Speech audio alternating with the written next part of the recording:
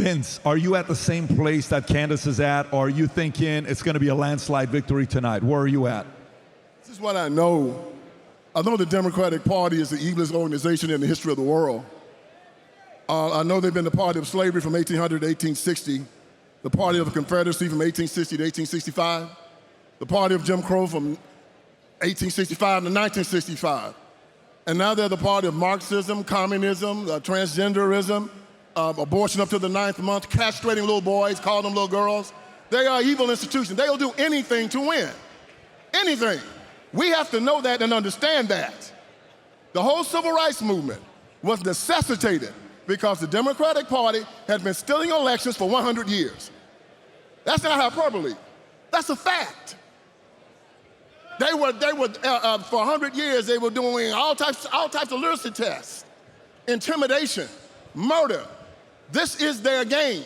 They're masters at it. And even right now, they do ballot harvesting, souls to the polls, bottle of liquor and a pork chop sandwich, street money.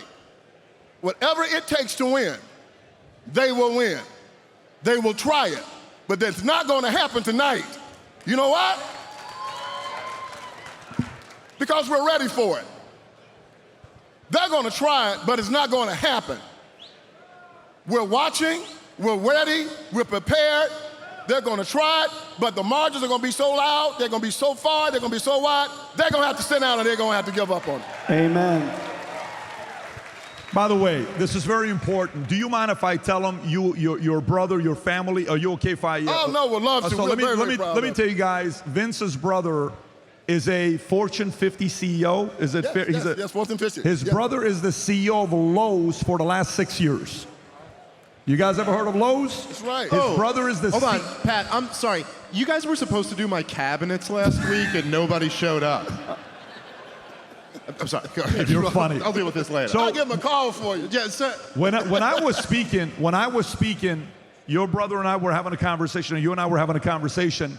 My curiosity was, what values and principles did your parents raise you to produce these types of kids? Take us back to when you were 6 years old, 8 years old, 12 years old, 14 years old. I'm at the dinner table with your mom and dad. If I have a camera to see what the conversations were like, what did your mom and dad tell you to raise these two successful kids here? At least the two that I've met. My friends, I was born on a cotton plantation in Hayward County, Tennessee. My father was a sharecropper. The only thing that kept me from being at the bottom of everything was that I had a father. But my father aspired. He believed in America. He believed in America. And all of our lives, he told us this one thing, that if you believe in God, if you work hard, if you bring good people to you and push bad people away, it is nothing you cannot attain in this country. My family has lived the American dream. We've lived it. But the one thing that he taught us that was very, very interesting, he said, if Jesus Christ has ordained something for you, no man can stop it. No racist can stop it. No black man, no white man. He's ordained it. So he said, don't march, don't complain, don't fight. Don't blame other people for what's going on in your life, because that's what cowards do. And I'm not a coward. So that's how we live our life. That's how the American people live their lives every day. They want to make us a nation of cowards, begging and crawling and marching, instead of saying, no, I'm going to earn what I get. I'm not going to ask the government for my freedom. I'm going to find them to come try to take it from me. I'm not going to walk around asking them to give me something. I respect the thief more than I respect the beggar. We're Americans. We earn it. And my father taught me to go out every day and earn it. That's the lesson. Believe in God. Bring good people to you. Press bad people away. And he said this to me. He said, they talk about white supremacy, white supremacy, white supremacy, white privilege. He talked about, there's a privilege being white. I said, well, also a privilege to be black.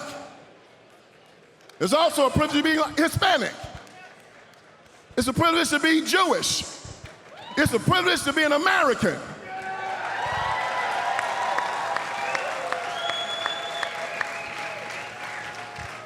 So this is the night that we live as Americans. And I'm proud to be up here with you, David. Thank you. Thank you for inviting me. Thank you. Anytime. It's by the way, again, that's something anybody can pick up from your parents for raising the two kids, the kids that they've raised. One of the best decisions I ever made in my life was joining the U.S. Army. When I served the 101st Airborne Division Air Assault, the level of pride of America being the greatest country in the world went to the roof. If you are a veteran, or if you support veterans, you have family members, Veterans Day, we have brand spanking new gear for you to choose from, a whole plethora of options of what to choose from, with shirts that say we support armed veterans, I am an armed veteran, dog tags, shirts, hats, all of the different gears that we have. And for the first 250 people that place an order, you have the option of 12 to 15 brand spanking new mugs that we have.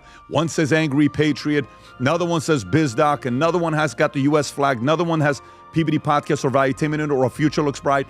Go to vtmerch.com, place your order for Veterans Day. These things are going to go very quickly, and you'll get a custom mug that'll be sent your way.